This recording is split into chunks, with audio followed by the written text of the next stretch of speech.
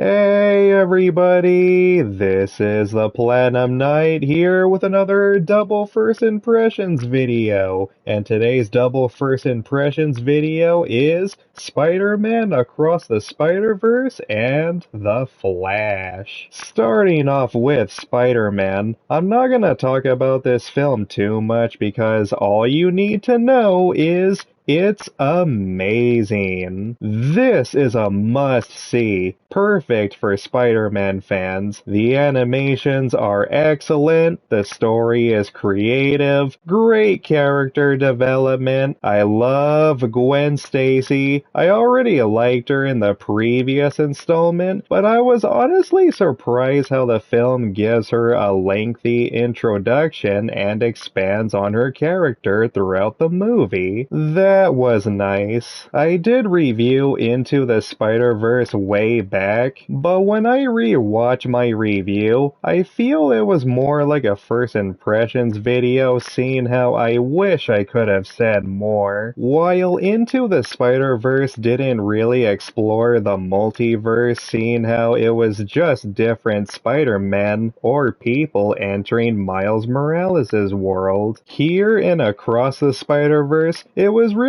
cool seeing all these interesting different universes expanding on the Spider-Man lore. I had a hard time choosing which one is better, Into or Across. While it's easy to say both are great films, but in my opinion, I think I'm slightly leaning towards a little bit on Across. Oh, and let me tell you, without spoiling anything, that chase scene at the end is by far the greatest animated sequence I've ever seen. That would have to be the best scene in animation history and worth paying full price of admission alone. I honestly couldn't believe what I saw. It is awesome. Fact, that scene alone actually took 4 years to animate, although I do not support crunch time, and I do feel the animators, not just for this film, but in general, they do deserve to be paid way more. But hey, in the end, at least they made a masterful piece of art. As for that cliffhanger, I was completely blown away. I was not expecting that at all, and now I can't wait to see what happens next in Beyond the Spider-Verse. Originally, Beyond was set to be released on March of 2024 next year, but due to the writer's strike and the retaliations from staff, it got delayed. Speculators suggest that at the very least it should come out in the year 2026. I just hope for Beyond everybody's efforts actually pays off.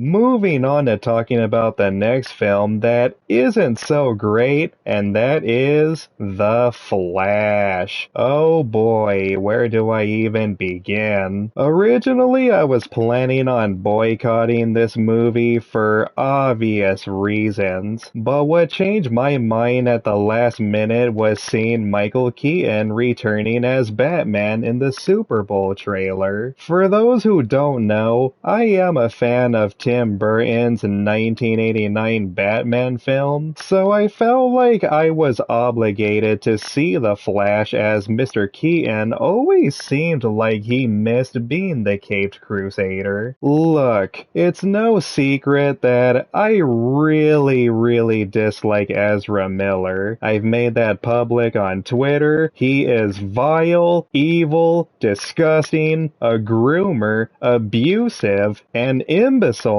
He truly belongs in jail. Anyways, despite me not really liking Mr. Miller, as a movie critic, I have to remain unbiased by judging the film on its own. And what are my thoughts? I'm disappointed. Even if you can look past Ezra Miller's background, The Flash ain't exactly the best comic book film. Far from it. Although I will say it's not as bad as as everybody makes it out to be, so I'm gonna start off with at least what I liked about the film. I like Ben Affleck's final performance as Batman. He's only in the beginning of the film for like the first 10 minutes, but he sure did nail it. As I've indicated earlier, my favorite parts would have to be Michael Keaton playing as Batman again. He did phenomenal. Every second he was on screen gave me this sense of nostalgia chills. It was cool seeing him do all these crazy stunts that he wasn't able to do back in the 80s, even though it is most likely a stunt double. But still though, Michael Keaton is badass. I even loved Sasha Calle as Supergirl. She did great for what she was given. Some action scenes were really cool, especially with Batman and Supergirl. As for what I didn't like about the movie is almost everything else. Ezra Miller as Barry Allen was okay. Just okay. He wasn't bad nor great. His CG tears did throw me off at times. I also didn't like the Flash suit. In my opinion, I liked his suit much better in the Justice League film. What happened to it? The CGI was terrible. From what I understand, the director actually addressed the awful CGI by stating it's supposed to be from the Flash's perspective, which would be fine, but the problem is, even when Barry isn't in this orange, weird filter-looking mode, some of the VFX scenes still look off. The story is sloppy, even if you rule out the different universes always changing and the time travel aspects, there's still a lot of plot holes that goes against its own rules. Okay, I'm gonna do my best not to spoil anything here, seeing how this is supposed to be a first impressions video. We all knew this was coming, okay? Any film that's about the multiverse is bound to show different worlds. In my opinion, some worlds were actually very cool, and some universes I can understand why some people would find it distasteful, but I honestly didn't feel that way. To me, I thought it was paying a nice tribute. In conclusion, The Flash isn't the worst comic book movie I've ever seen, but it is really disappointing. The reason why I decided to review Spider-Man Across the Spider-Verse and The Flash both in one video is because both of them have something to do with a multiverse plot, and Spider-Man handles the multiverse aspect 100 times better. Marvel has always been a prime example of showing Warner Bros. And studios alike how a cinematic universe should be done. But what bothers me the most about The Flash is Warner Bros. Themselves has shown that they can write a great Flash story. For those of you who haven't seen the Flashpoint Paradox animated film, I highly recommend you check it out because it is literally the same plot as this live action film, but done significantly better in every way. Oh, and for those of you who are wondering, no, The Flash does not reset the DCEU. It's pretty clear James Gunn is done with this universe. He doesn't want to have anything to do with it anymore. He just wants to move on with Superman Legacy. Even though I like some of the DCEU films, I understand why. The Flash is now one of Warner Bros.